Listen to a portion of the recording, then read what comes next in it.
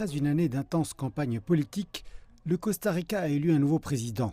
Après un scrutin serré qui a vu une abstention de 43% de la population, Rodrigo Chávez, un ancien économiste de la Banque mondiale, a été déclaré vainqueur dimanche soir. Ce n'est pas un moment pour faire la fête, c'est pour moi un moment de réflexion et de considérer l'énorme responsabilité qui nous incombe à présent pour affronter les difficultés que nous rencontrons en tant que pays. Chávez l'a emporté avec 52% des voix, moins d'1 million de bulletins, mais tout de même 100 000 de plus que son rival José María Figueres. En effet, avec 43% d'abstention, une leçon durable a été que les costariciens sont moins impliqués que jamais avec leurs politiciens.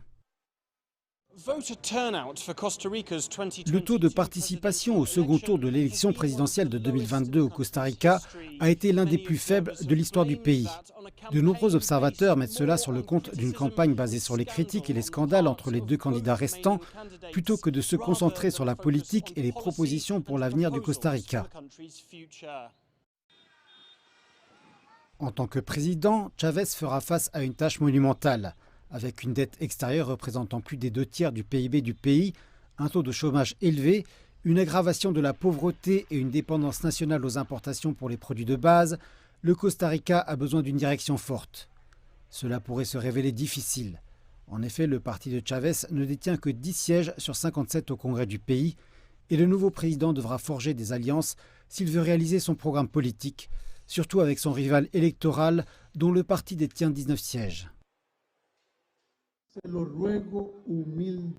J'implore humblement mon rival à l'élection, José María Figueres, de venir travailler ensemble pour un meilleur Costa Rica. José Rosales est un analyste politique à l'Université du Costa Rica.